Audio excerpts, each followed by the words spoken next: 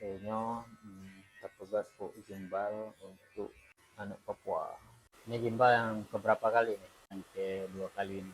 Berapa lama? Sampai pokoknya lepas sendiri baru ini. Satu lagi mau minta pegat gimbal, berayuk sabar penting.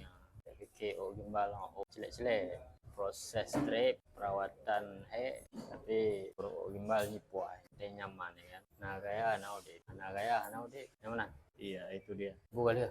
Iya. Bere. Apa yang bisa bahasa Aceh? Bahasa kurang ajar aja nih. Apa yang bisa bahasa kurang ajar? Kayak maki-maki gitu. Yang disebut itu bahaya. Itu yang bahaya. Apa yang ngajar itu? Kawan-kawan ini tongkrongan ini. Ini karena nggak perlu karet ya, kayak rambut aja. Bukan. Nyok nanti gimbal prosesnya 7 jam proses. Berapa lama tak proses nih? 2 jam, 1 jam istirahat sedikit. Bisa dibilang totalnya 5 jam lebih lah. Ini biasanya berapa kita bayar? Ini biasanya 2 juta ini. 2 juta. Kalau rambutnya panjang berarti Lebih mahal. Itu 2 juta. Kalau rambut pendek mungkin 2,5. Oh, oke.